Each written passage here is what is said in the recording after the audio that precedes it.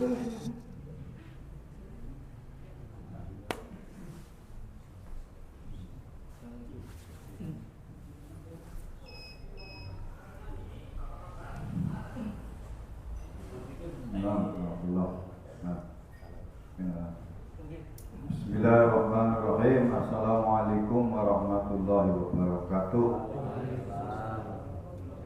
Hamdan yu'afi ni'ama wa yukafi majidah ya Rabbana lakal hamdu. Asyhadu an la ilaha illallah wa asyhadu anna Muhammadan abduhu wa rasuluh alladzi la nabiyya ba'dah. Allahumma sholli wa sallim wa barik ala Muhammadin wa man tabi'ahum bi ihsanin ila yaumil qiyamah. Amma ba'du fa ya ayyuhan nas ittaqullaha haqqa tuqatih wa la tamutunna illa wa antum muslimun. Maqala ta'ala fi kitabil karim. A'udzu billahi minasyaitonir rajim. Bismillahirrahmanirrahim. Wa man ahsanu qawlan mimman hamidallah wa amilus sholihan faqala innani minal muslimun. Ibu, bapak-bapak, masjid taklim Sabtu pagi, Masjid Al-Amin yang berbahagia. Puji syukur. Terlebih dahulu mari kita panjatkan kepada Allah Subhanahu wa taala atas limpahan taufik hidayahnya pada pagi ini kita diberi nikmat iman Islam sehat dan juga kesempatan untuk memakmurkan masjid, bersilaturahim dan sekaligus belajar bersama. Nabi bersabda, "Man salaka tariqan yaltamisu bihi ilman, sahalallahu lahu tariqan ilal jannah." Siapa orang itu sekang rumah berniat golek ilmu, maka Gusti Allah melapangkan jalan mlebu surga. Beberapa riwayat menjelaskan bahwa ketika orang sudah berniat menuntut ilmu, keluar dari rumah, ada malaikat yang membuka sayapnya, menaungi orang yang berjalan menuntut ilmu. Sing numpak motor, sing numpak mobil, sing melaku gitu ya. Itu berjalan di bawah sayap malaikat. Ada pula keterangan yang ketika orang sudah berniat keluar rumah, malaikat di depan pintu sudah membuka, ya, menggelar sayapnya. Orang yang belajar menuntut ilmu itu berjalan di atas sayap malaikat. Ya kayak nunggang lift lah, gitu ya. Kira-kira begitu. Nah, persoalannya adalah kita yakin atau tidak. Itu aneh. Kalau kita yakin, ya kita bukan kalau lagi ya. Orang yang beriman dituntut untuk meyakini itu. Karena setiap ucapan Nabi, perbuatan Nabi ya, pasti dibenarkan oleh Allah. Dan pasti benar, tidak ada ya, sabda Nabi yang bersifat salah, ya, apalagi bohong. Salah saja tidak, apalagi bohong. Dan selalu benar apa yang diucapkan Nabi dan terjadi dan akan terjadi. Maka kita mesti harus yakin dengan apa yang disabdakan oleh Nabi itu. Kenapa? Buktinya, ya, buktinya orang hidup nyatanya kan motivasi nyari ilmu sampai dinaungi malaikat gitu ya, dinaungi sayap malaikat, berjalan di atas sayap malaikat. Buktinya apa? Buktinya kehidupan ini kan ya, menjadi maju berkembang karena apa? Teknologi, karena ilmu kan. Termotivasi sampai ya, orang sungguh-sungguh cari ilmu sehingga manusia hidup dimudahkan dengan ilmu.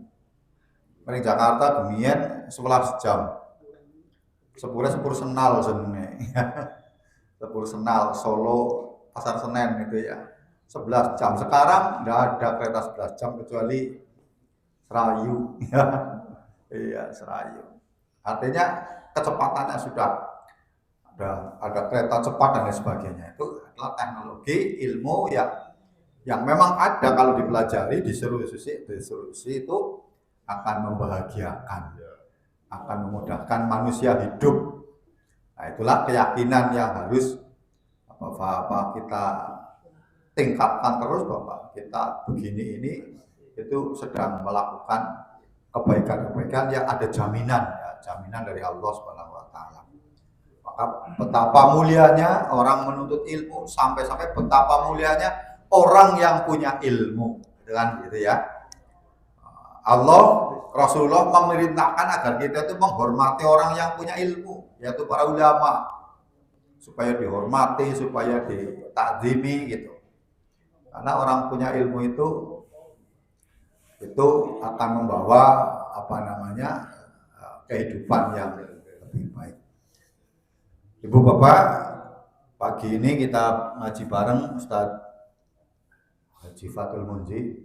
Maaf ya, itu saya sudah nge-share tapi mungkin tidak dibaca 24 jam jadi hilang gitu ya. Ya, jadi share-an saya kemarin adalah setelannya HP begitu, kalau nggak dibaca 24 jam hapus gitu lah. Nggak tahu gimana itu. Nah, mari kita buka kajian pagi ini dengan lafal basmalah bersama-sama. Bismillahirrahmanirrahim. Pada Ustaz Fatul Munji dipersilakan.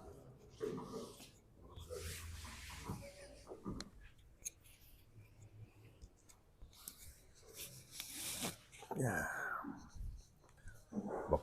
kewal tumbur ini.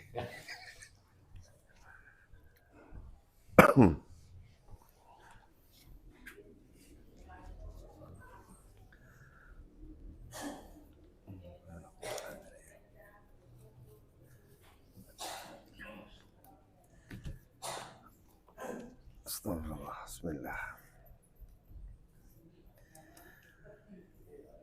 Assalamualaikum warahmatullahi wabarakatuh. Waalaikumsalam. Innal hamdalillah nahmaduhu wa nasta'inuhu wa nastaghfiruh wa na'udzu billahi min shururi anfusina wa min sayyiati a'malina may yahdihillahu sekalian ora fala mudhillalah wa may yudlil fala hadiyalah. Itu olahraga.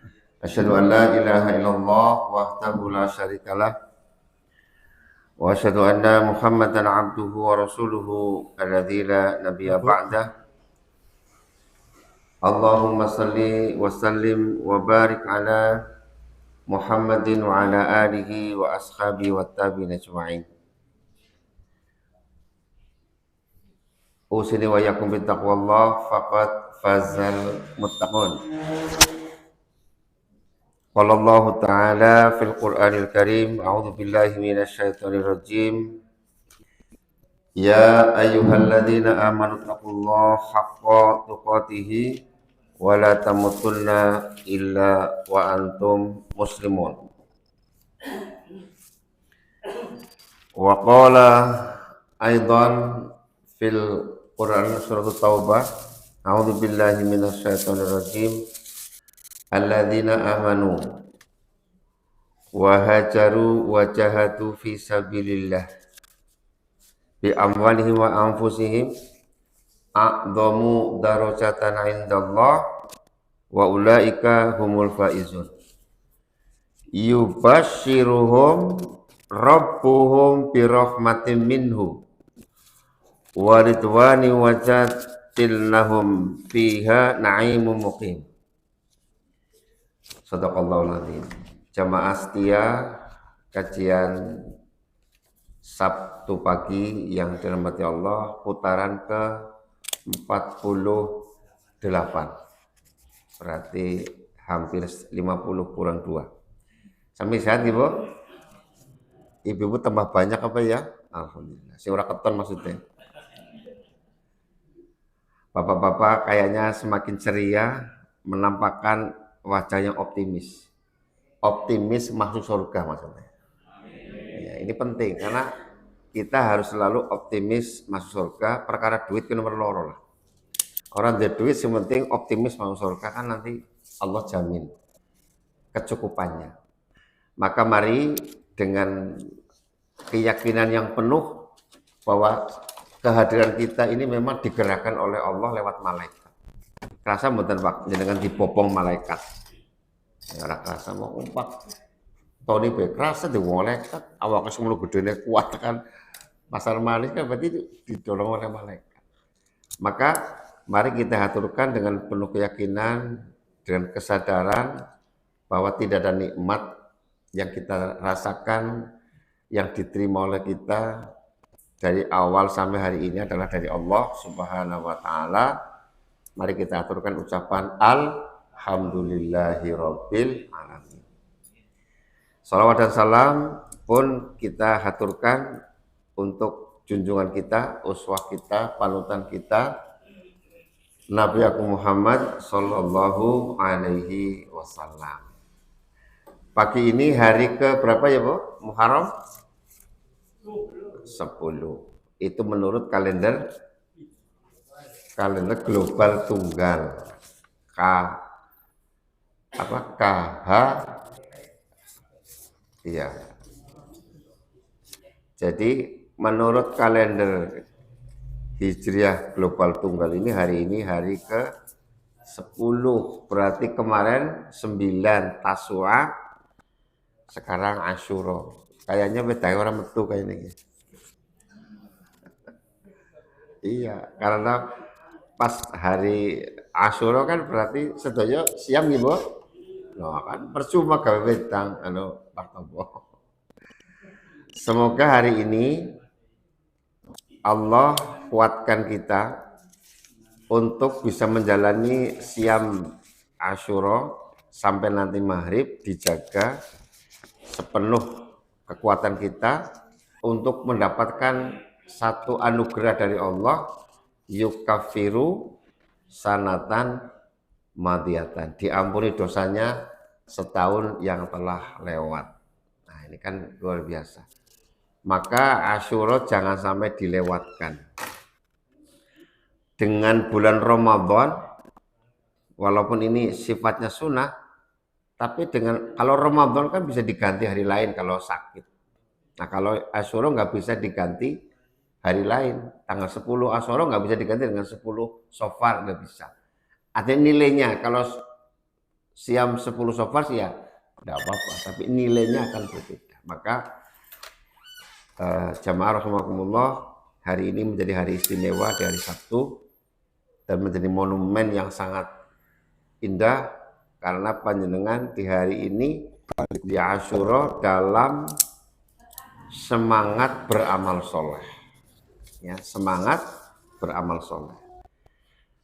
Kesemangatan beramal soleh ini didorong betul oleh Allah. Mari kita tengok di dalam tadi surat Taubah ayat 20 dan 21. Ini yang menjadi tema sentral kita, karena kebetulan ini bulan Hijriah tanggal 10, kita juga sedikit ingin berbagi tentang bagaimana Allah memberikan reward, memberikan apresiasi kepada mereka yang melakukan 3 hal. Kalau saya sebut dengan trilogi. Yang pertama, Allah Subhanahu wa Ta'ala menegaskan alladzina amanu, dan orang-orang yang beriman. Yang kedua, wahajaru, dan orang-orang yang hijrah. Yang ketiga, wajahadu fi sabilillah bi amwali wa anfusihim. Orang-orang yang bersungguh-sungguh di jalan Allah atau berjihad di jalan Allah dengan harta dan jiwanya. Kata Allah, ulaika a'dhamu darajatan indallah. Mereka akan mendapatkan derajat yang besar, yang agung di sisi Allah. Wa ulaika humul faizun, dan mereka itulah orang-orang yang faizun, orang-orang yang beruntung. Jadi ada dua reward. Pertama, derajatnya dinaikkan insya Allah. Yang kedua, mendapatkan keberuntungan. Siapa mereka? 3 melakukan: beriman, berhijrah, dan jihad. 3 hal ini yang akan mendorong kita menjadi pribadi yang diangkat derajatnya dan mendapatkan keberuntungan. Bukan hanya itu, ayat selanjutnya 21, yubashiruhum rabbuhum, Tuhan mereka memberi kabar. Kabar apa? Yubasu, kabar gembira. Jadi yang tadi, yang orang-orang yang beriman, orang-orang yang hijrah dan yang jihad, di samping diangkat derajatnya, dijadikan kelompok orang-orang yang beruntung, yubashiruhum rabbuhum birahmatin minhu. Apa kabar gembiranya? Ada 3. Yang pertama, mereka diberikan rahmat. Ya. Kemudian waridwanin, mereka mendapatkan ridho dari Allah. Wajanatillahum, dan mereka mendapatkan surga. Fiha na'imum muqim, dan mereka kekal di dalam surga. Jadi dapat kabar gembira. Kira-kira bapak-bapak hari ini dapat kabar gembira apa, Pak? Yang bikin gembira. Setiap pagi, kulo panjenengan selesai atau yang menjalankan sholat subuh berjamaah, ya, itu Allah juga sudah memberikan kabar gembira. Maka orang beriman yang menjalankan jamaah sholat subuh di masjid, maka mendapatkan kegembiraan dari Allah. Yang pertama adalah orang yang sholat berjamaah subuh pasti akan mendapatkan oleh Allah lewat malaikatnya adalah mendapatkan rahmat Allah dan ampunan Allah. Siapa orangnya yang tidak senang dapat ampunan dan rahmat Allah? Ini kabar gembira. Maka bagi kita orang beriman wajib bergembira setiap hari bagi mereka yang rajin berjamaah sholat subuh. Enggak boleh sedih. Nek kulo jenengan bar sholat subuh tidak bergembira, berarti ada sesuatu. Urung ngopi mbok. Ya, mungkin atau mungkin pas kebetulan gasen tek, jadi nggak bisa bikin air panas, nggak mesin kopi. Nggak apa-apa, ke tempat sebelah kan bisa. Ke tempatnya Pak Topo kan tiap pagi siap kopi. 10, oh iya. 10 Pak sama Dodi Selasi. Baik. Mari kita tengok tentang yang pertama, iman. Sudah 10? Tetap godok wedang ya. Orang-orang yang beriman ini orang-orang yang istimewa. Karena keimanan ini menjadi pemicu untuk diterimanya semua amal. Kalau bahasa, saya pernah ngaji Ustadz Safi Santarwi Allah Yarham itu, iman itu address, alamat. Maka kalau orang beramal soleh tanpa iman, amalnya tidak akan sampai alamat. Seperti bapak-bapak kirim paketan, alamatnya enggak lengkap, alamatnya enggak jelas, maka paketan itu enggak akan sampai. Iman itu alamat ke Allah. Iman itu tempat di mana semua amal diterima. Dengan iman itu semua aktivitas diridhoi Allah. Dengan iman semua kegiatan kita mendapatkan apresiasi, pahala, apresiasi dibalas oleh Allah, dan juga nanti akan diterima amalnya ditempatkan di surganya Allah. Ini orang beriman. Maka jangan sampai satu, iman ini nggak boleh campuran, ya, nggak boleh campur aduk. Jangan sampai orang-orang beriman itu bercampur dengan kekufuran, kesyirikan. Tidak boleh bercampur dengan hal-hal yang akan menodai, termasuk riya, kemunafikan, ini nggak boleh. Alladzina amanu tsumma lam yalbisu iman bidzulmin ulaika humul amnu wa hum muhtadun. Jadi orang-orang yang mendapatkan terus hidayah itu mereka-mereka yang beriman dan tidak mencampur adukan imanan mereka dengan kezaliman. Kezaliman itu bahasa yang umum, salah satunya adalah syirik. Inna syirka ladzun. Nah ini kezaliman.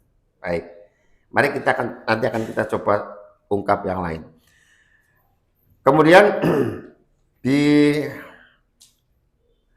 di dalam ayat yang lain Allah pun menegaskan, ya ayyuhalladzina amanu la takhidhu aba'akum wa ikwanukum awliya'a inistahabbul kufra 'alal iman. Wa may yatawallahum minkum fa ulaika humudz zalimun. Wahai orang beriman, janganlah kamu ngambil bapakmu atau saudaramu menjadi wali. Ini nggak boleh menjadi wali-wali orang-orang, sedangkan mereka adalah orang-orang yang ingkar. Ini stahabbul kufra 'alal iman. Wa may yatawalla minkum fa ulaika humudz zalimun. Dan mereka bila mana berpaling maka orang-orang itu orang-orang yang zalim. Mengambil pemimpin selain orang beriman, walaupun itu bapak kita, saudara kita, ini juga kezaliman. Ayat yang lain, qul in kana abaukum wa abnaukum wa ikhwanukum wa azwajukum wa asiratukum wa amwalu ikhtaraftumuha wa tijaratun takhshawna kasadaha wa masakinuhum tardawna ahabbu ilaikum minallah wa rasulihi wa jahadu fi sabilihi fatarabbasu hatta ya'tiyallahu bi amri wallahu la yahdil qaumal fasiqin. Kalau kita menjadikan bapak kita, anak-anak kita, saudara kita, istri kita, perdagangan kita, harta kita, ini lebih dicintai daripada Allah dan Rasul dan berjihad di jalan Allah, fatarabbasu. Maka kata Allah diancam fatarabbasu. Jadi ancamannya itu mereka akan diberikan oleh Allah fatarabbasu hatta ya'ti Allah bi amri. Mereka akan diberikan peringatan, bukan hanya hartanya tidak diberkahi, tapi hartanya bisa berganti. Hartanya bisa hilang. Anak-anaknya menjadi tidak cinta kepada Allah. Bahkan mungkin bisa jadi anak keturunan kita jauh dari Allah kalau lebih mencintai mereka daripada Allah dan Rasul. Juga jihad di jalan Allah. Maka setelah kita beriman kepada Allah dan Rasul, jangan lupa ini jihad di jalan Allah, ini penting. Wajahatu fi sabilihi. Jadi jihad ini menjadi hal yang sangat menonjol dalam agama kita. Kemudian di surat Al-Anfal ayat 74 Allah juga menegaskan kembali, walladzina amanu wa hajaru wa jahadu fi sabilillah walladzina awaw wa nasaru ulaika humul mu'minuna haqqan lahum maghfiratun wa rizqun karim. Orang-orang yang beriman dan berjihad di jalan Allah serta orang-orang yang memberi tempat kediaman dan memberi pertolongan ini kepada orang muhajirin, mereka itulah orang-orang mukmin yang sebenarnya, iman dan jihad serta memberi pertolongan. Orang yang suka memberi pertolongan ini juga kata Allah, itulah orang-orang yang mukmin sebenarnya.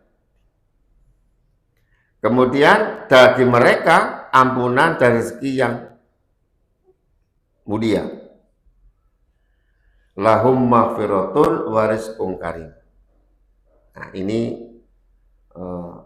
orang-orang yang senantiasa memberikan apresiasi dengan iman dan jihad. Maka jihad ini kalau saat ini yang paling kentara adalah di Palestina, ini jihad fisik. Kalau bapak-bapak ke Palestina mungkin ya malah jadi beban mereka. Mari kita doakan juga dengan jihad amwal, dengan bersedekah ke Palestina, atau juga dengan kita mendoakan, minimal kita mendoakan mereka. Maka Ali Imran 142 Allah menanyakan, am hasibtum antadkhulul jannata walamma ya'lamillahu jahadu minkum wa ya'lamas sabirin. Am hasibtum, apakah mereka mengira antadkhulul jannata, mereka akan masuk surga? Ini pertanyaan yang sekaligus kita bisa mencari jawabannya. Bertanya tanpa jawaban, ini kan bertanya tanpa jawaban. Am hasibtum antadkhulul jannata walamma ya'lamillahu alladhina jahadu minkum wa ya'lamas sabirin.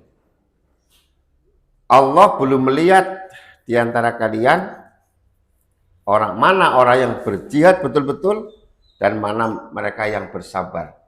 Jadi jihad disandingkan dengan sabar. Jadi jihad selalu ada sabar. Kalau amal soleh atau kalau kita beramal disandingkan dengan keikhlasan. Kalau jihad dengan kesabaran, kalau beramal dengan keikhlasan. Kemudian kalau ketauhidan disandingkan kemusyrikan. Kalau sudah bertauhid nggak boleh musyrik. Kalau beramal harus ikhlas. Kalau berjihad harus sabar. Jadi pasangan-pasangan ini harus ada dalam diri kita. Yaitu ada kesabaran, ada keikhlasan, lalu ada syaja'ah, keberanian. Keberanian untuk mengatakan yang hak dan keberanian juga untuk menegakkan yang hak. Berkata dan menegakkan. Berkata yang hak dan menegakkan yang hak. Ini jihad kita kemana? Ke keluarga kita. Yang utama jihad untuk keluarga kita, jihad untuk anak-anak kita.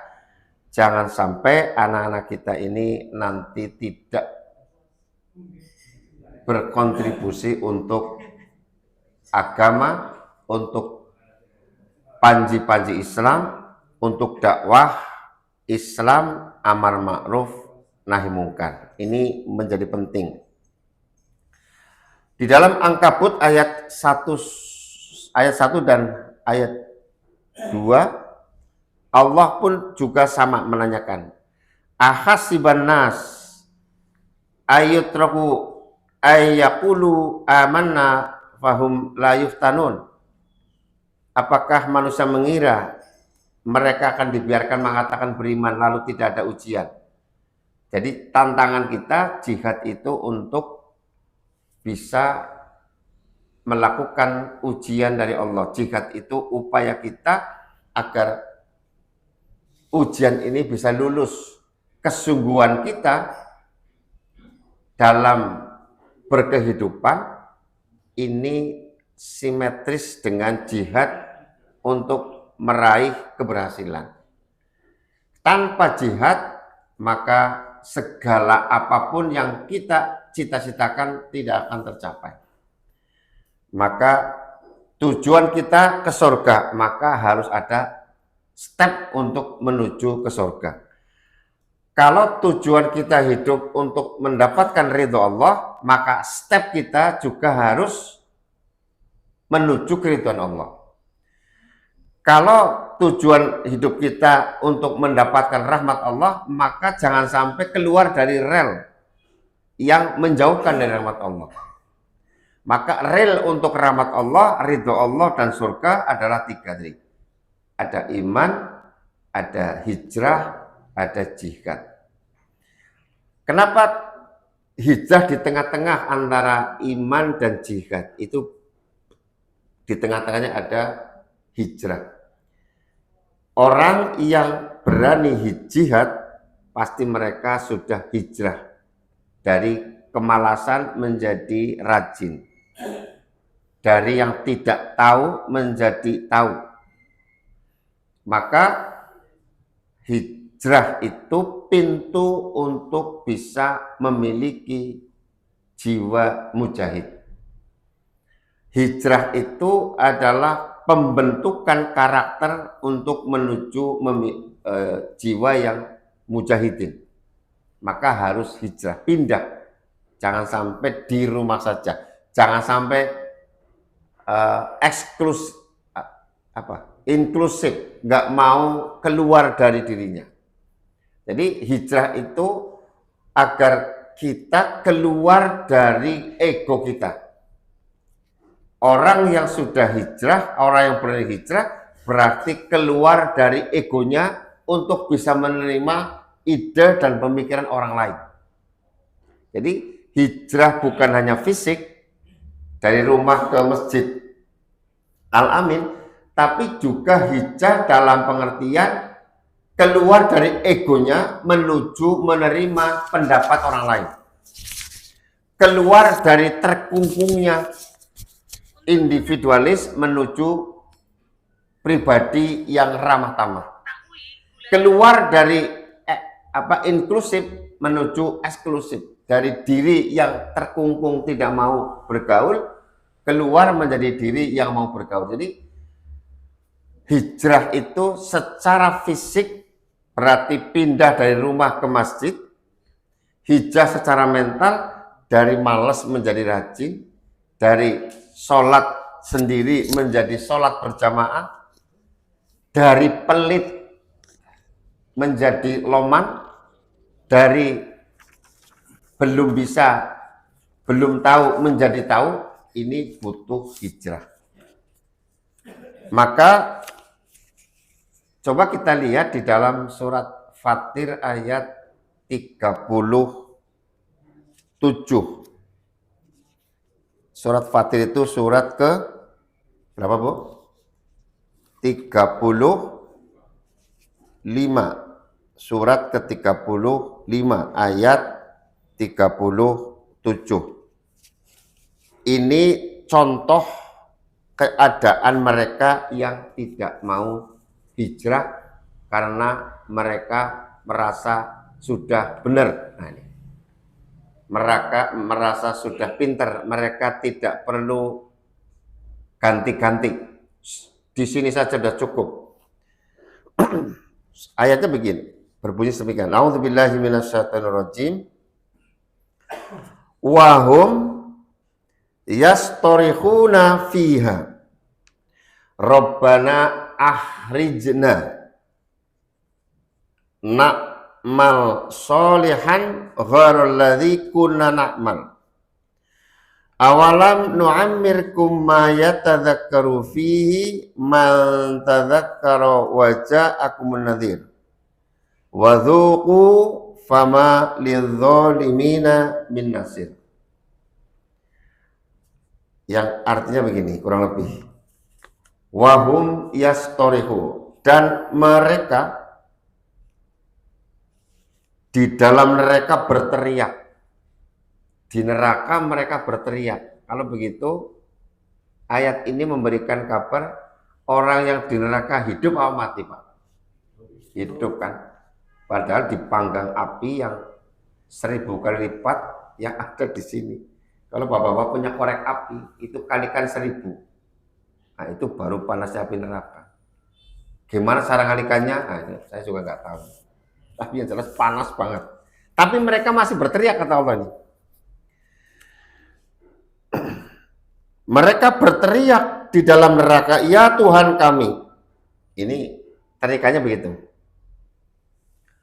Rabbana akhrijna, keluarkanlah kami dari neraka ini ya Allah, niscaya kami akan mengerjakan kebajikan bukan seperti perbuatan yang pernah kami kerjakan dahulu. Jadi ini cerita keadaan mereka yang beramal, merasa sudah amal soleh, ternyata dia beramal salah. Diingetin sama temennya nggak mau, diingetin sama ustadznya nggak mau, dia lebih mau dengan pendapatnya sendiri. Lalu setelah dia masuk neraka, ya Allah, saya keluarkan lagi lah, nanti aku mau berbuat yang bukan kemana, tapi yang baru, yang lebih benar, yang lebih sesuai dengan contoh dari Rasul. Nah ini menariknya, mereka berteriak keluar dari neraka agar mau melakukan amal yang berbeda dari yang kemarin. Bulan Muharram atau bulan Syura, kemarin tanggal 1, bukan tanggal 1 ya, tanggal 2, hari Jumat Kliwon pas itu. Pas Jumat Kliwon, bapak-bapak lihat nggak di Cilacap? Nggak lihat kan? Ya, emang nggak usah lihat. Bukan hanya itu, di beberapa tempat-tempat juga mengadakan sesajian. Bahkan ada yang mengubah, mencuci atau meruat jimat. Nah, ini mereka orang beriman, mereka orang Islam. Nah, ini yang oleh Allah digambarkan mereka mau keluar dari neraka untuk tidak melakukan amal yang dulu yang salah, mau ganti amal yang baru. Apa jawaban Allah selanjutnya? Dikatakan kepada mereka, Allah memberikan jawaban, bukankah kami telah memanjangkan umurmu dalam masa yang cukup untuk dapat berpikir bagi orang-orang yang mau berpikir. Nah, Allah jawabannya, dulu aku udah kasih umur sampai 60, 70. Apa yang nggak cukup umur 70 untuk mikir bahwa amal kamu itu dulu ternyata ada yang sudah ngingetin. Nah, itu. Terus kata Allah selanjutnya, dia mengatakan selanjutnya, kata Allah begini, bukankah pula telah kami datangkan seorang pemberi peringatan, suruh berpikir, karena ada yang mengingatkan. Kamu diingatkan malah nggak mau, diingetin malah nolak, diberitahu malah ceramah. Sudah dikasih dalilnya, dia malah bantah dengan egonya ini. Kata Allah, awalam nu'ammirkum ma yatadzakaru fihi man tadzakara waja'akum nadhir. Jadi Bapak Ibu, ayat ini pun memberikan informasi kepada kita tentang umur yang panjang itu untuk apa. Ternyata kalau kita diberi umur panjang di ayat ini untuk berpikir, untuk menyiapkan.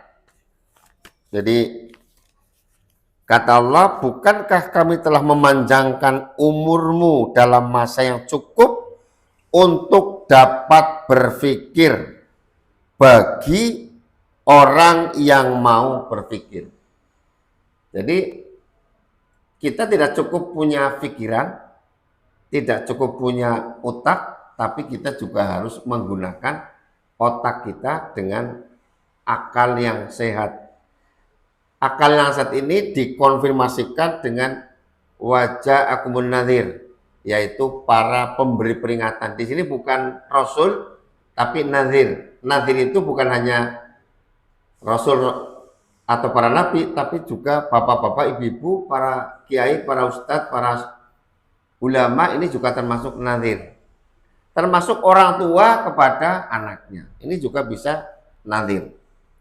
Maka dari ayat ini ada perintah untuk hijrah dari pola lama menjadi pola baru, dari berpikir kolonial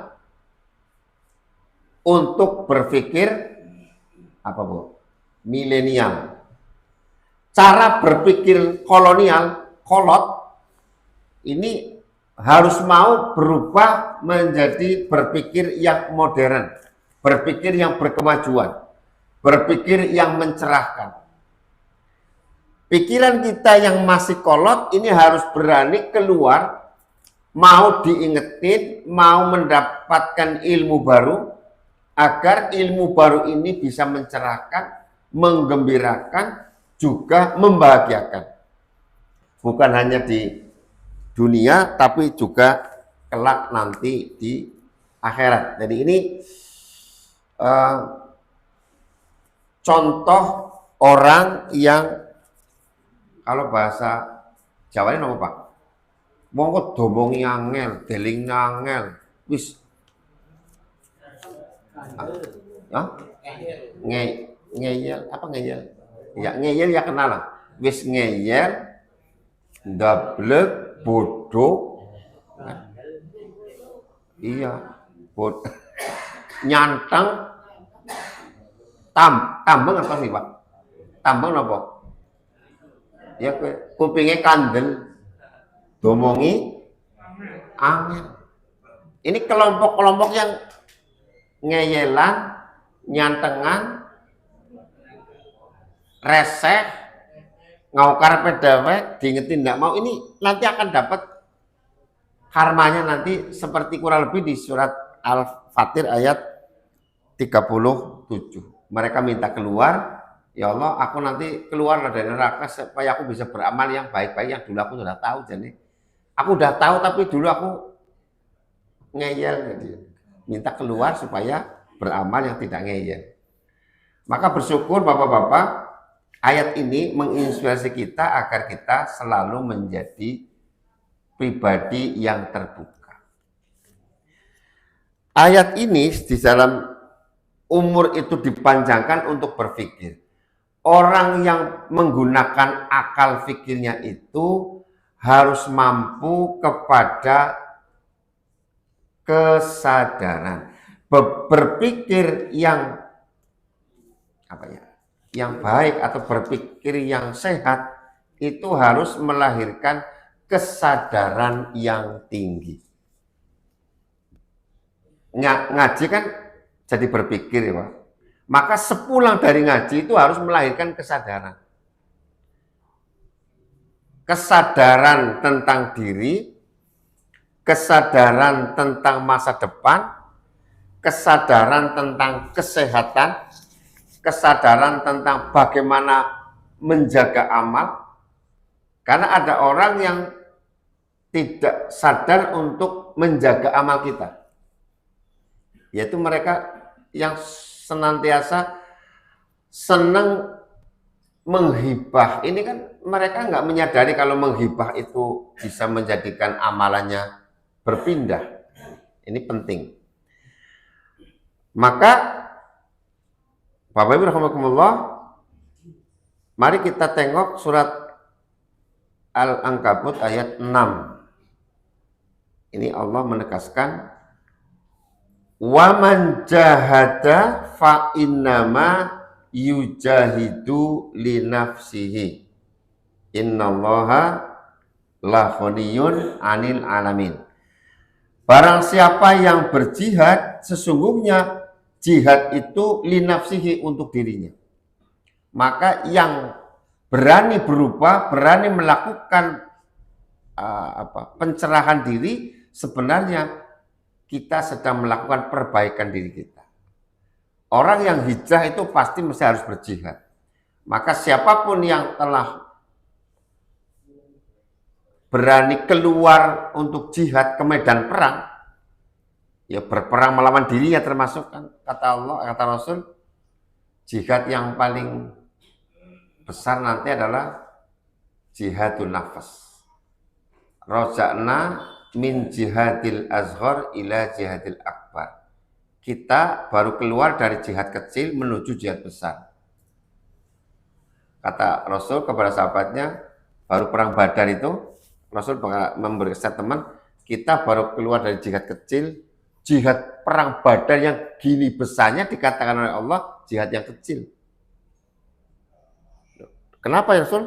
Apa yang dimaksud jihad akbar? Jihadun nafas, yaitu berjihad atau berjuang melawan hawa nafsu. Saya bawa ini Arba'in. Di dalam Arba'in ke-41 Rasulullah memberikan penegasan tentang tadi jihadun nafas.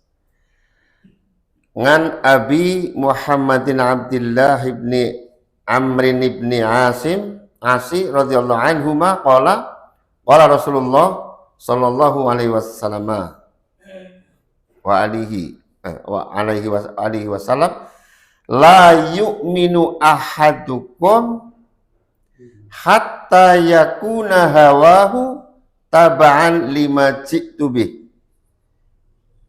Dari Abu Muhammad Abdullah bin Amr bin As radhiyallahu anhu, dia berkata, Rasulullah bersabda, la yu'minu ahadukum, tidaklah beriman salah seorang di antara kalian, hatta yakuna hawahu taba'an lima ji'tu bih, sehingga hawa nafsunya tunduk pada wahyu yang kubawa. Jadi tidak beriman, kata Rasul, salah seorang dari antara kita, sehingga hawa nafsunya tunduk kepada wahyu yang Rasulullah bawa. Ini berarti untuk bisa menundukkan hawa nafsu berarti butuh jihad. Oke. Lalu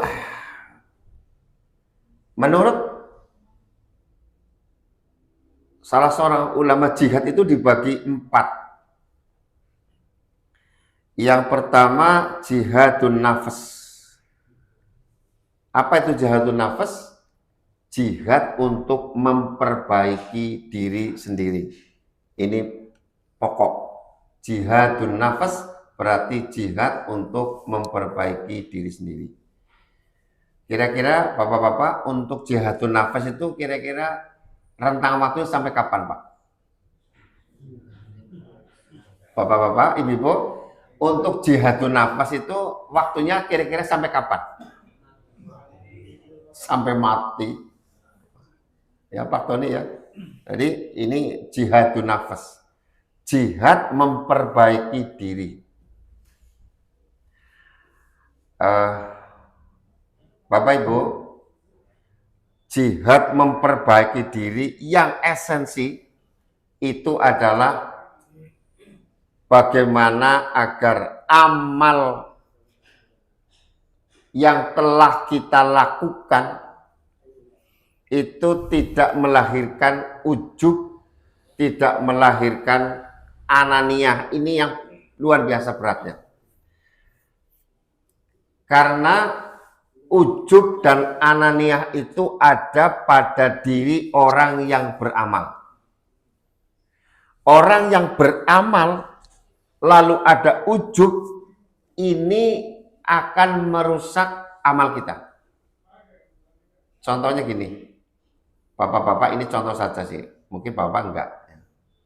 Saat panjenengan keluar rumah mau sholat jamaah di masjid, lalu di hati ngomong, nah kakak, anu ratu ngaji karena kayak nyong, sering ngaji di jamaah kan, anu ratu ngaji ya kayak anak aja meneng baik.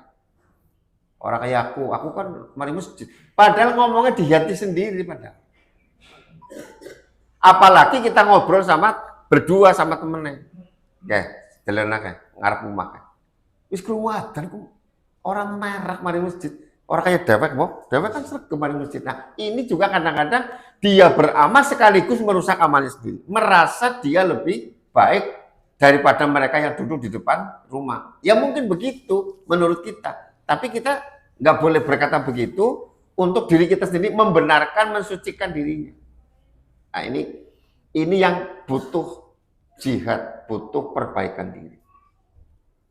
Maka ikhlas ini, wa ma umiru illa liya'budullah mukhlishina lahud-din. Imam Ats-Tsauri, seorang ulama besar ya, muridnya Imam Syafi'i pun mengatakan bahwa sampai hari ini saya belum bisa ikhlas. Sampai beliau menjadi ulama belum bisa ikhlas. Begitu sulitnya ikhlas. Maka apa?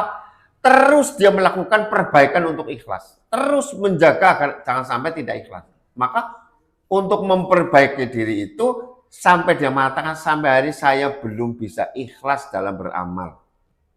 Untuk menjaga keikhlasannya, dia sampai ngomong, saya belum bisa ikhlas beramal.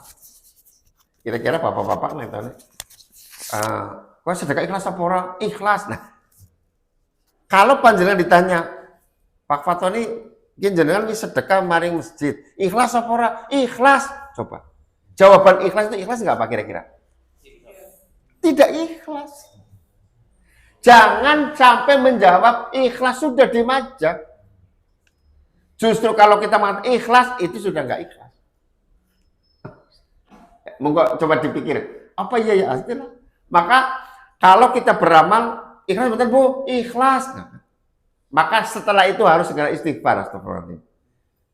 Lalu jaga jangan sampai kita merasa beramal sudah ikhlas. Imam Ath-Thawri juga mengatakan, aku belum bisa ikhlas dalam beramal. Itu artinya dia sedang mengatakan, jangan sampai saya mengatakan sudah ikhlas, aku belum ikhlas terus. Jadi terjaga amalnya. Ini namanya jihadun nafas, bagaimana memperbaiki diri kita.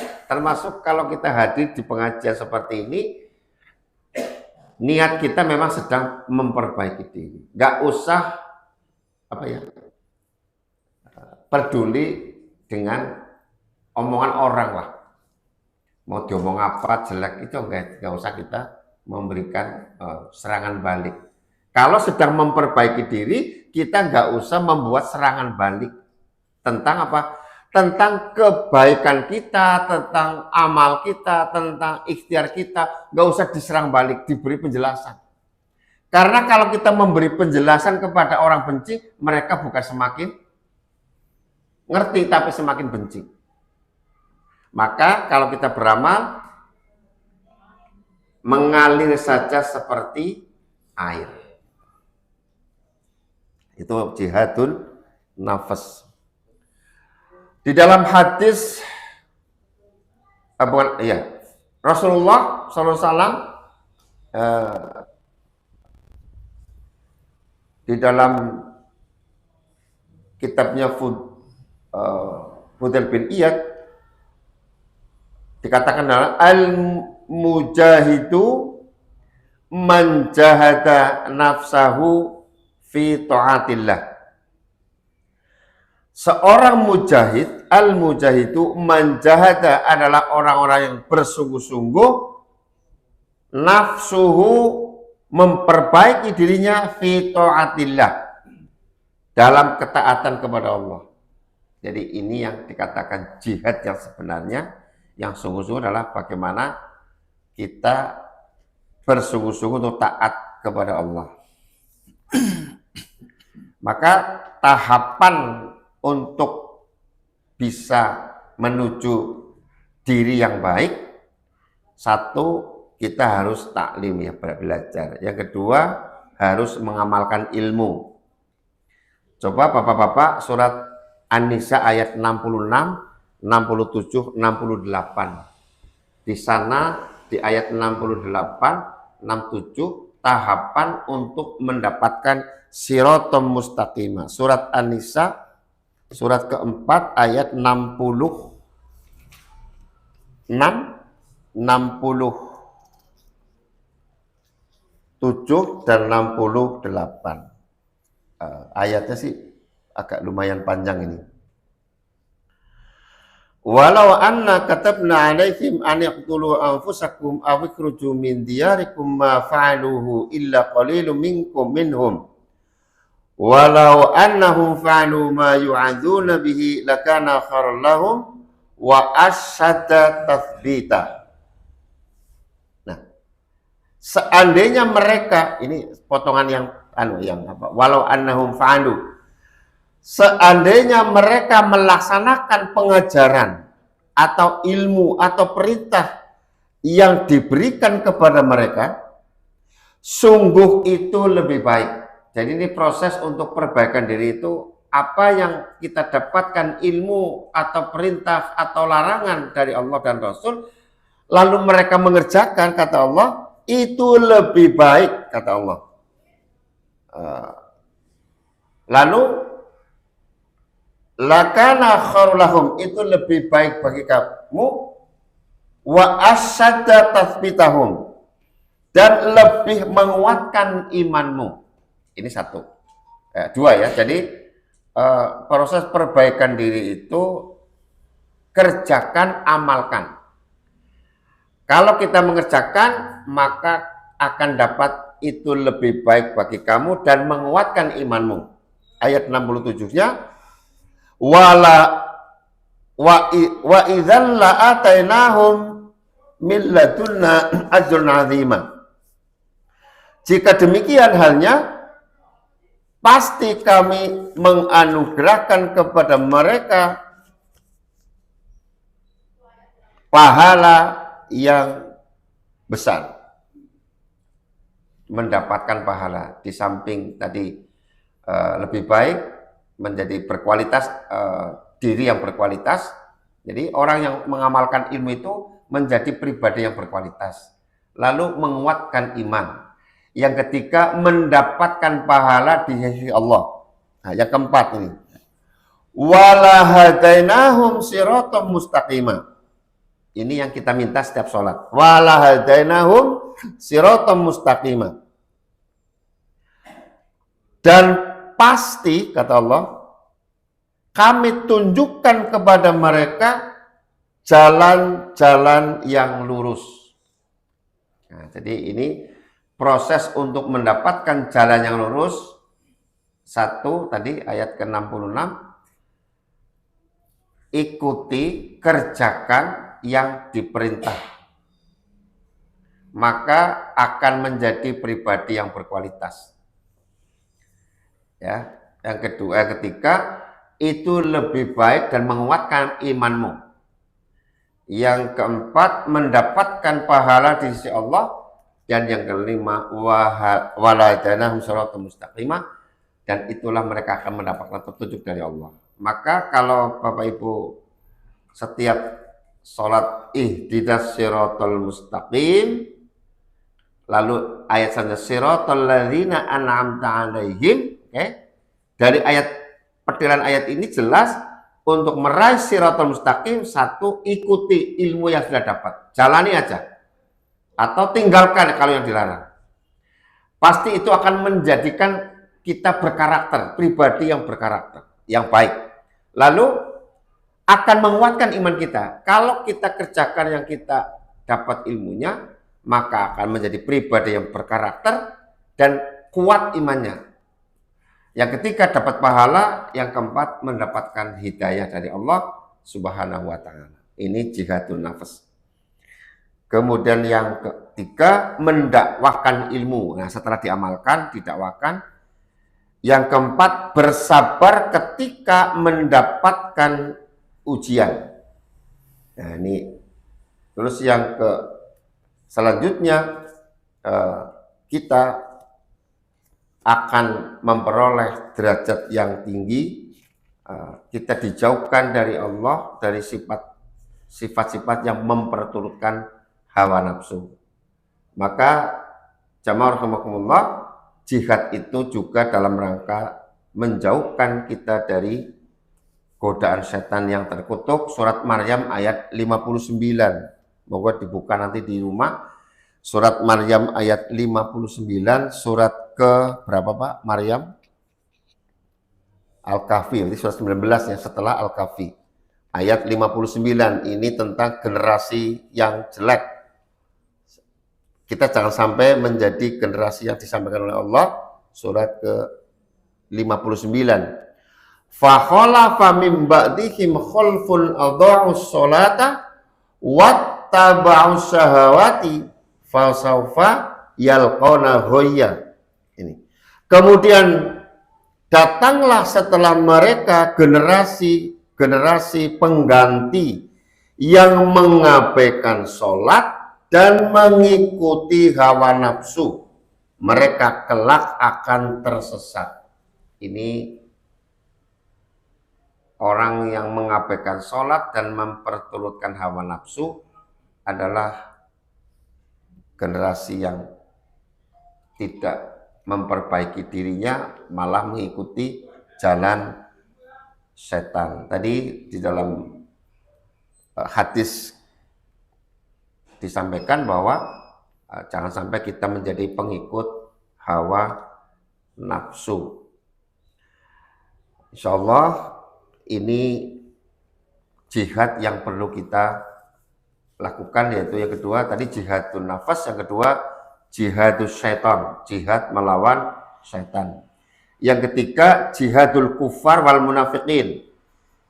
Dan yang keempat jihadu abdul zalim, bid'ah wal mungkar, jihad kepada ahli orang yang zalim, orang ahli bid'ah dan pelaku kemungkaran. Nah, ini yang keempat ini termasuk jihad yang butuh power, butuh kekuatan. Maka Pak Toko termasuk yang memfasilitasi untuk belajar politik, karena yang keempat ini jihadu abdul zalim, bid'ah wal mungkar, ini butuh kekuatan politik. Kalau yang menduduki jabatan presiden ya seperti saat ini Pak Prabowo, maka kekuatan untuk melawan kemungkaran saat ini luar biasa, korupsinya luar biasa sedang dicoba untuk diungkap. Ini pun perlu, maka pendidikan politik buat generasi muda penting. Bukan bapak-bapak yang ini usia sudah, ini masih muda kan, masih di bawah 60 kan masih muda. Maka ini perlu belajar politik untuk bisa menguatkan jihad kita. Dalam rangka apa jihad? Dalam rangka perbaikan umat, bukan untuk perpecahan. Maka jihad harus dilakukan dengan bil ma'ruf. Bapak Ibu rahimakumullah, semoga Muharram ini menjadi bulan yang menyemangati kita untuk melakukan perbaikan diri iman, perbaikan tentang hijrah kita menjadi pribadi yang lebih baik. Jadi hijrah itu perbaikan diri, jihad adalah menguatkan agar hijrah kita semakin solid. Maka jamaah penting agar kita tetap berada dalam jamaah, karena dengan berjamaah jihad kita semakin ringan, hijrah kita semakin bersemangat. Semoga tahun 1447 menjadi tahun yang lebih baik buat kita, menyongsong husnul khotimah. Menyongsong husnul khotimah, betul ya? Ya, karena kita tetap harus menyongsong husnul khotimah. Terima kasih atas segala perhatiannya. Tetap semangat dalam hijrah dan jihad, menjaga iman kita. Nasrullah wa fawqal muslimin wa fasilil mu'minin. Assalamualaikum warahmatullahi wabarakatuh. Waalaikumsalam warahmatullahi wabarakatuh. Terima kasih Ustaz Fathul Munji menyampaikan banyak hal yang kaitan dengan hijrah. Ibu bapak, hijrah juga sebuah perjuangan. Barangkali jika hijrah tidak dilakukan oleh Rasul, barangkali mungkin Islam ya tidak tahu sampainya ke Indonesia itu. Karena ini bagian dari hijrah sehingga Islam di Indonesia sampai sekarang ada. Tapi ingat bahwa betapa banyak orang di luar Islam juga bertahan dan berhijrah juga, gitu ya. Berhijrah dari kebenaran yang menurut kita benar, tapi menurut mereka salah. Ini yang sedang dilakukan hijrah-hijrah mereka apa? Ya, dari orang-orang yang punya paham populer, ya paham, ya mungkin sifatnya ya nun sewu. Kalau orang Jawa ya ke Jawa, kejawen gitu. Orang Sunda ya ke Sundan barangkali ya. Di Jawa Barat, Gubernur Dedi itu sekarang merubah ya rumah sakit Islam bernama Al-Ihsan diganti menjadi Welas Asih. Artinya supaya kesundaan gitu loh ya. Nah, dari Rumah Sakit Islam Al-Ihsan yang didirikan oleh para ulama tahun 1993, yang berdirinya saja itu bulan Ramadan, ya, tanggal 17 Ramadan. Jadi tidak main-main para ulama mendirikan Rumah Sakit Islam, dipilih hari yang berkah gitu ya. Setelah ada gubernur baru sekarang, dengan mudahnya itu merubah namanya ya, dengan kekuasaannya dari Rumah Sakit Al-Ihsan menjadi Welas Asih. Saya hanya kirim WA lewat jalur partai gitu ya.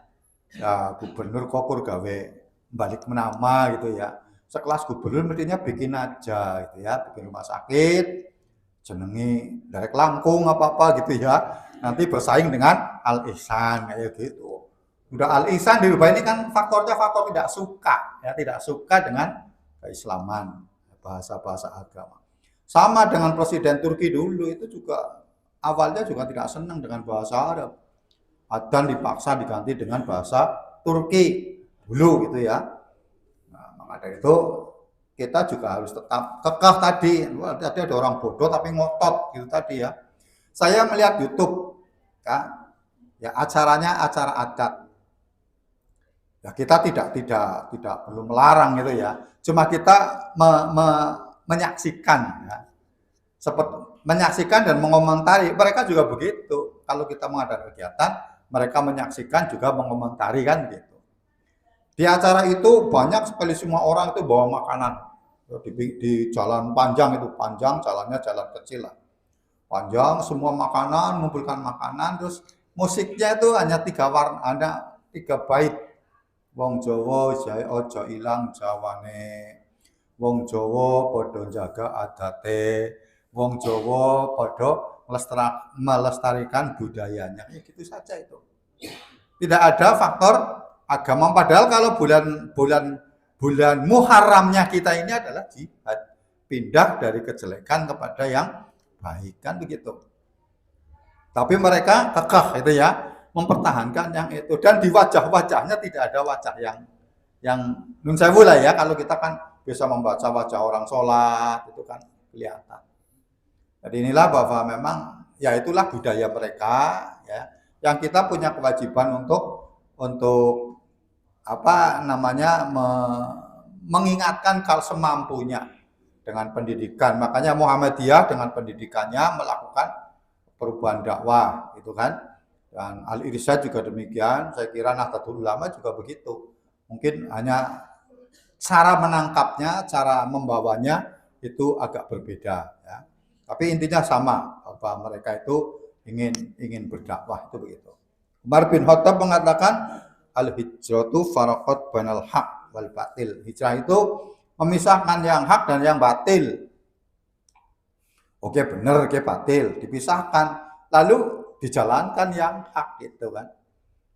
Nah, ini genah hak ya diganti jadi, meskipun welas asih juga bukan batil gitu ya. Tapi kan ada unsur ketidaksukaan itu. Maka dari itu mari ibu-ibu, bapak-bapak hijrah gitu ya. Penting bagi kita, butuh keberanian untuk pindah, butuh keberanian untuk meninggalkan hal yang buruk menuju kepada yang baik. Berkaitan dengan bulan Muharram masih, bahwa Rasulullah sangat menganjurkan agar kita itu di bulan Muharram meningkatkan frekuensi kebaikannya. Yang kaitan dengan puasa, itu stressingnya kepada Senin Kemis. Itu bulan Muharram ini agak dikhususkan. Puasa Yaumul Bid juga begitu, bulan Muharram ini. Lalu puasa itu yang Daud kalau memang bisa itu. Kaitannya dengan puasa 10 Muharram bagaimana? Ada satu riwayat, diriwayatnya oleh Aisyah ya. Apa ini begini.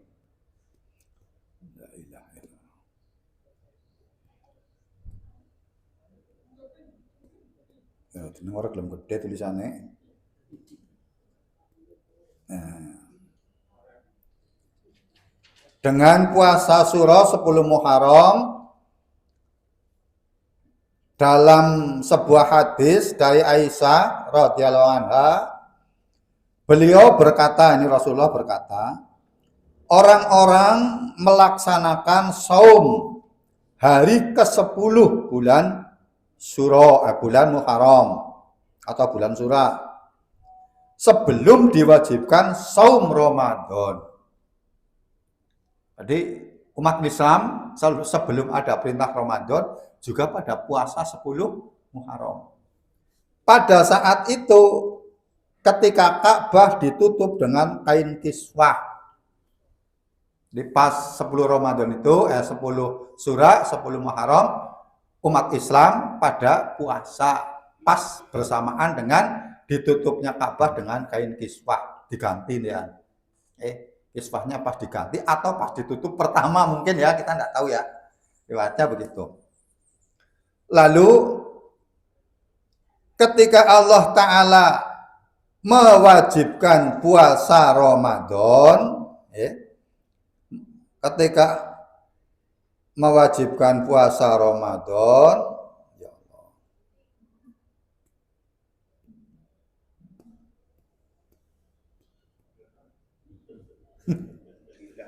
itu sebentar, ya.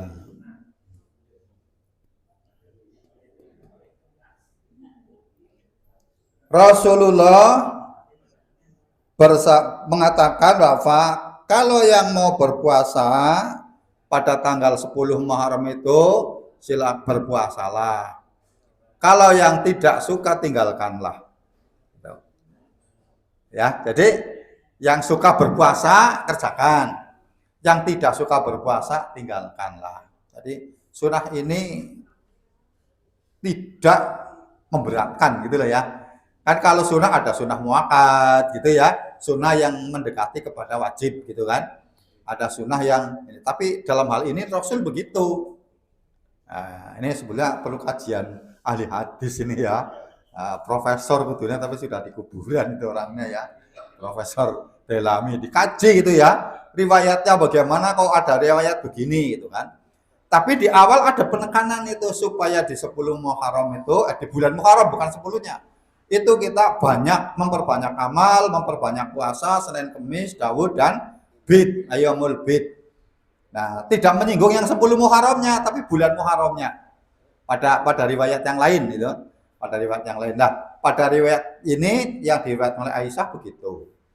Jadi, umat Muhammad waktu itu sebelum ada perintah Ramadan, 10 Muharram pada puasa bersamaan dengan ditutupnya Ka'bah dengan kain kiswah. Rasulullah mengatakan yang suka berpuasa setelah diperintah Ramadan ya, setelah diperintah bulan Ramadan, yang mau berpuasa berpuasalah, yang tidak berpuasa juga tinggalkanlah. Ini agama sih ya, kita kan harus ngerti gitu ya, supaya kalau memberi penjelasan juga seterangnya begitu. Cuma ini belum terang banget gitu ya, karena perlu kajian yang intensif gitu, nanti satu saat mungkin perlu bahas ini. Ada 2 hadis yang sebutnya oleh Profesor Dailami Al-Mahfuz itu sedang dikaji. Satu hadis tentang puasa Syawal. Pak Munji pernah dengar belum? Ya, pernah dengar ya?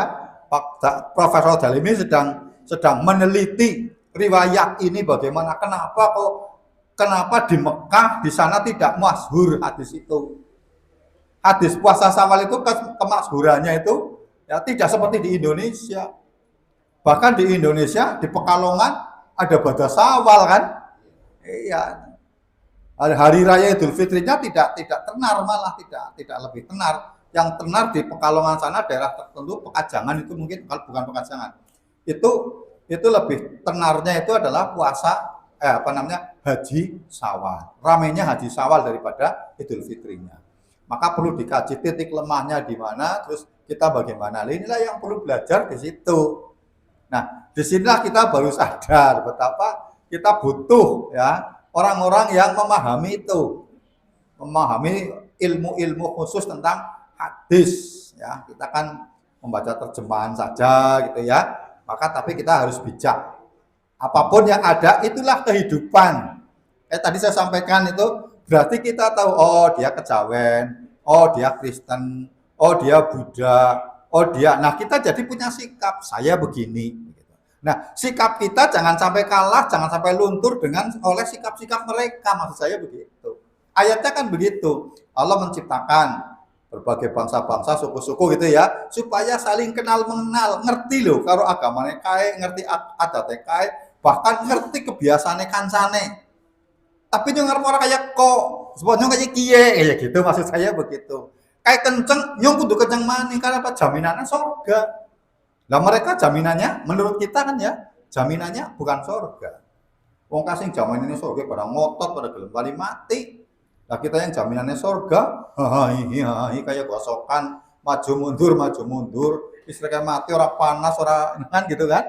Nah ini saya kira gitu ya. Jadi mari kita menguatkan hijrah, menguatkan ya keimanan, ketauhidan, menguatkan keislaman kita ya. Terus juga keyakinan kita harus tambah mantap. Saya kira itu, Ibu Bapak, itu jadwal yang saya bagi ya. Jadi kalau tidak ada berita lewat WA, bok lupa gitu ya. Ya itulah jadwalnya ya Bu ya. Bapak-bapak dibagi atau diinformasikan pada yang lain. Terus itu doa yang kemarin Pak Johar ajarkan itu ya.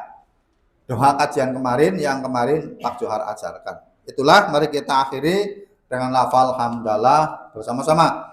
Alhamdulillahirabbil alamin. Assalamualaikum warahmatullahi wabarakatuh.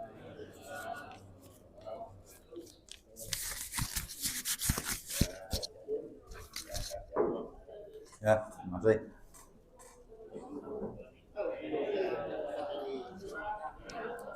Oh iya. Ya.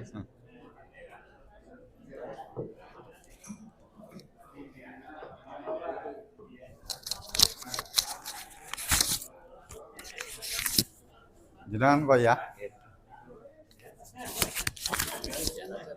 Hah? Loh ini?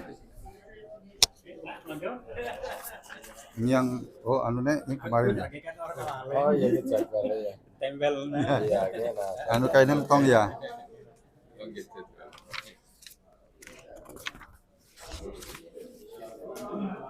Terima kasih.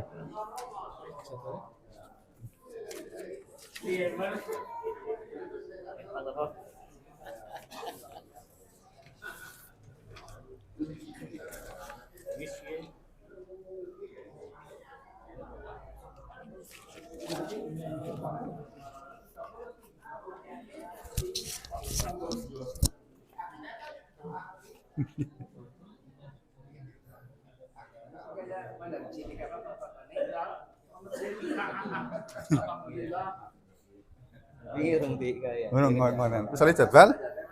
Urung. Ini jadwal iki. Ya, Pak, makasih ya. Halo. Jangan gue. Yung apa terus bakal grup. Iya, iya. Akhir oh gitu. Bisa kirim jane cuma mungkin Kayaknya buka ke iya. telat 24 jam lah pokoknya lah. Orang kebuka hilang. Pengaturan di chat bisa, Pak. Nah ya quick, kan apa ini kan pajat kadang-kadang ini orang ngerti ya cukup. Loh jenis kayak kieu wis sejen gue lo. Alhamdulillah. Sehat. Ya alhamdulillah. Coba lagi sepedaan paling banyak. Muhammad Sakuri sing paling Bali. Terus iki anak ya nang panti, Kang Jakarta anggota DPR jare pada ngepit. Kang Jakarta lagi mampir nang kene. Mampir nang Panti Putra jare kae. Mak selamat pan orang ngaji ya, ngabari. Selamat kamu jarang ngaji, ngabari. Saya ada tamu goes dari Jakarta ini. Itu medu iki. Niatnya ya tapi matane orang lu siji. Akhirnya apa? Ya pada baik aja jenengan. Bukan aku Roma. Jihad tembak sore. Aku malah memahaminya sebelum Muharram ngesuk sebelum Muharram jargo kok. Oh iya, memang anak beda gue loh. Yang anggar aku sih ke.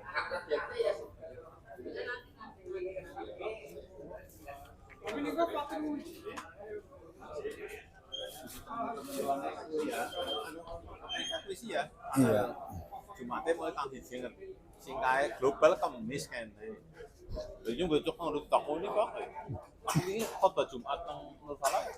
Besok Sabtu 10 iku nyung langsung wani buat cepet. Ngomong iki lah.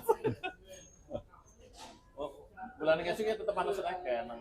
Iya, nyong sunat tuh. Oh, nyebut bawa Tanggal 11. 11 berarti ya. Anu apa? Orang pengajian ngesuk nang sekolahan. Oh. Ngesuk kan ngisi gitu.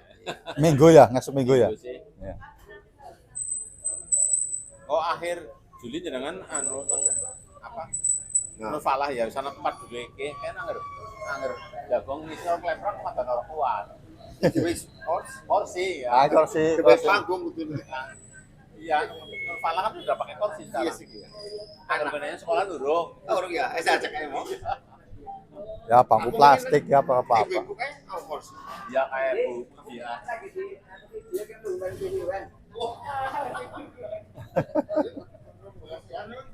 Ban siapa? 1,500.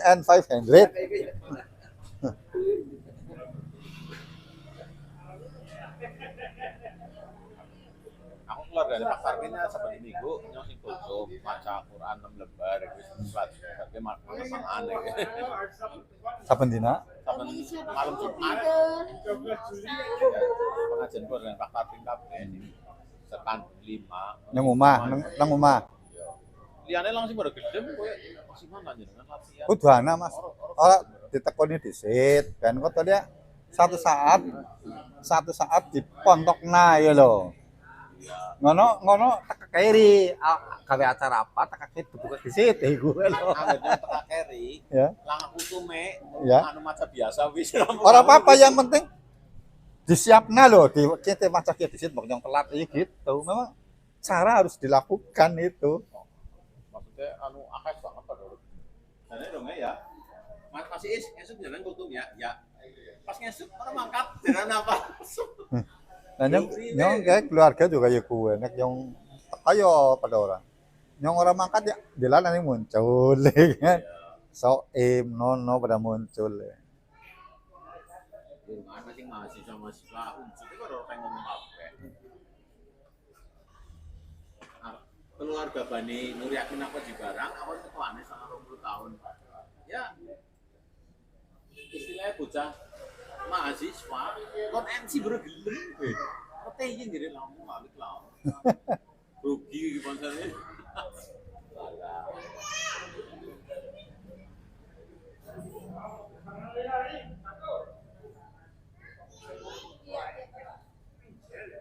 Kita kunci tanggal ke undangnya selalu oke, sering lah masih bisa kayak.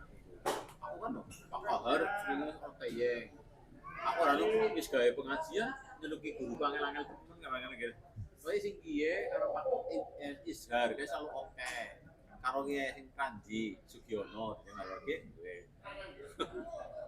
Pak Kohar selalu waktu jadinya santai ya. Wis kakean akan anu sih kayak tingkat daerah tanganane cabang-cabang, ranting-ranting barang kan. Durung ukuran urusan dinas sih barang. Ya mungkin pas diundang jenengas, pas gaduh karo ngendi kan bisa bae kan. Anggar kosong belum sih mungkin bisa mangkat wong perak. Pas di sini kan Bumayu sih karo. Bang maaf ya no. Bumayu ya.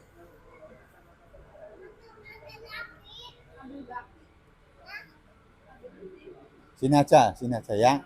Nanti kesini lagi mbak, lah gua.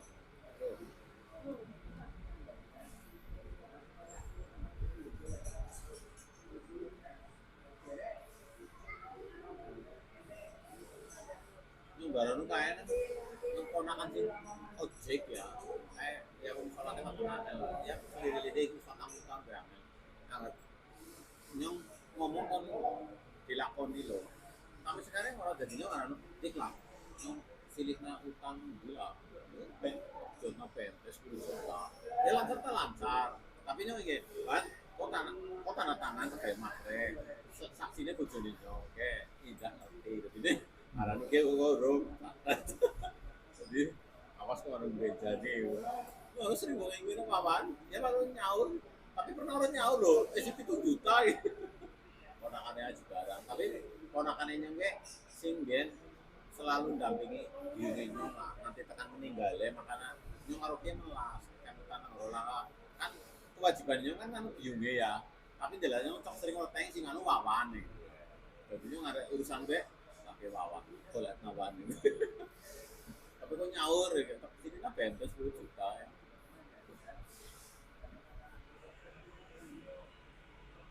karena ini kalau mainnya gitu kenangan lah sampai 10 dodol dalamane 50 juta payu deh, tapi 30 juta lah ibaratnya. Itu gol semua angel. 180. Nanti bang ubi. Makanya si gandeng manehnya. Aku ya si 5, jadi tanah di barangnya dari wong papat. Kayak si jajan. Di split ya. Iya. Oh, bilang mana tukunya kena ya. 200. Jadi yang tuku kabeh taruhlah tuku sing telu kabeh 600 nyong misale ngasih dalamane dodol 9 lu bisa kayak. Apa yang ngarepati. Lho kayak kan ya kayak kan pasti guru bin. Iya. Lho kan wis anggar 50-an wis 1, anu